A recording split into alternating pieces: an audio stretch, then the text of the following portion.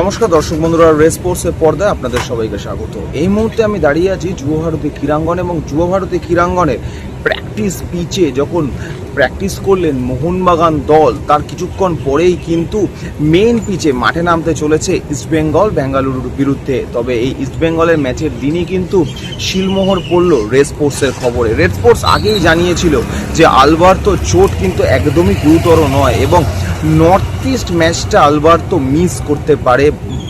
এরপরে কিন্তু আলবার্তো আবার দলের সাথে ফিরে আসবে এবং সেই ছবি কিন্তু যেন আজকে দেখা গেল মোহনবাগানের প্র্যাকটিস গ্রাউন্ডে। আলবার্তো কিন্তু স্ক্র্যাচ ছাড়া সম্পূর্ণ নিজের পায়ে স্বাভাবিকভাবে হেঁটে মাঠে ঢুকলেন এবং তারপরে মাঠে তিনি প্র্যাকটিস হয়তো দলের সাথে করলেন না, কিন্তু রিহ্যাব শুরু করে দিলেন। আমরা আলবার্তোকে মাঠের মধ্যে দৌড়াতে দেখলাম, জগিং করতে দেখলাম এবং ডাক্তারের সাথে কথা বলে ডাক্তার যেরকমভাবে দেখিয়ে দিলেন, ফিজিও যেভাবে দেখিয়ে দিলেন, ঠিক সেভাবেই তিনি রিহ্যাব করা শুরু করলেন। আলবার্তোর রিহ্যাব দেখে বা আলবার্তোর কিন্তু সেরকম কোনো অস্বস্তি চোখে পড়ছে না, অর্থাৎ বলা যেতেই পারে যে আলবার্তো আস্তে আস্তে সুস্থতার দিকে এগোচ্ছে। তবে আজকেও কিন্তু পায়ে কিছুটা অস্বস্তি দেখা গেল আপুইয়া যখন মাঠে ঢুকছিলেন তখন মনে হলো যে তার পায়ে এখনও অল্প ব্যথা আছে এবং সেইখান থেকে কিন্তু আপুইয়ার ফিরে আসাটার সম্ভাবনা নর্থ ইস্ট ম্যাচে তো একদমই নেই। তারপরেও আপুইয়ার ফিরতে কিন্তু আলবার্তোর থেকে অনেক বেশি দিন সময় লাগবে, এটা বোঝা যাচ্ছে।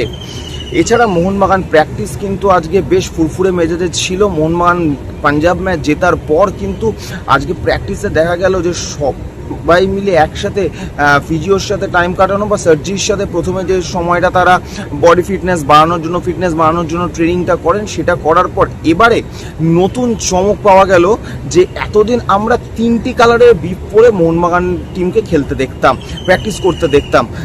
সেখানে দেখা যেত যে মেরুন কালারের বিফ, সেখানে দেখা যেত কমলা কালারের বিফ এবং দেখা যেত কিন্তু একটা হালকা নীল কালারের বিফ। এবং এই 3টি ভাগ করেই কিন্তু যত রকমের প্র্যাকটিস হয়, সেটা রন্ডো হোক, সেটা প্রাসিং হোক, সব রকম প্র্যাকটিস কিন্তু মোহনবাগান করাতো।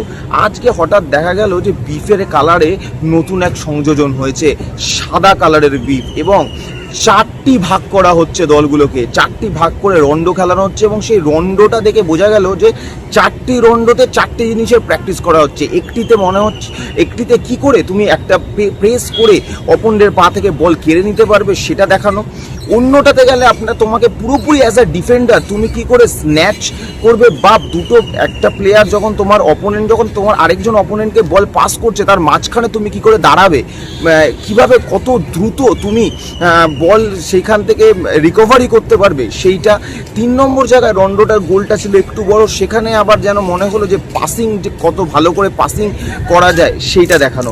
অর্থাৎ 4টি জায়গায় রন্ডোতে 4 রকমভাবে রন্ডো করা হচ্ছিল, কোথাও গোল ছোট করে, কোথাও গোল বড় করে, এবং সেখানে কিন্তু সব প্লেয়াররাই ঘুরিয়ে ফিরিয়ে একবার করে যাচ্ছিলেন এবং সেই রন্ডোতে পার্টিসিপেট করছিলেন। এরপরে কিন্তু দেখা গেল যে 4টি ভাগ করে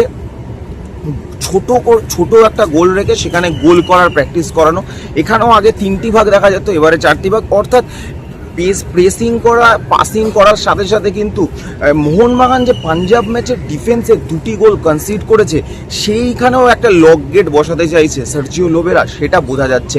এবং ডিফেন্সেও কিন্তু এবার এক্সট্রা নজরদারি হয়তো বাড়াতে চলেছেন সার্জিও লোবেরা, এটাই কিন্তু তার প্র্যাকটিস দেখে বোঝা যাচ্ছে আজকের দিনে দাঁড়িয়ে।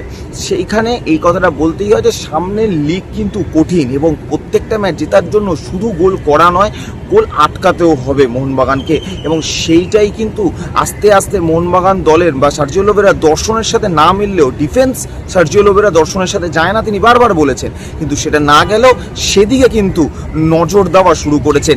এরপরে পুরো দলকে ভাগ করে ম্যাচ খেলানো হয়েছে, সেইখানে নানা প্লেয়ারকে নানা রকমভাবে ঘুরিয়ে দেখা হয়েছে। কখনো ম্যাকার সাথে কামিন্সকে দেখা হয়েছে, কখনো ডিফেন্সে দীপক টাংরি মেহতাবকে দেখা হয়েছে, উল্টো দিকে দীপেন্দুকে দেখা হয়েছে, কারণ আলবার্তো নেই সেখানে, টমের সাথে দীপেন্দু, তো ঘুরিয়ে ফিরিয়ে দেখে নেওয়া হয়েছে, যেটা কিন্তু চিরাচরিত ছবি মোহনবাগান প্র্যাকটিসের। যুব ভারতী ক্রীড়াঙ্গন থেকে আমি অর্পণ দেবনাথ, রেস স্পোর্টস।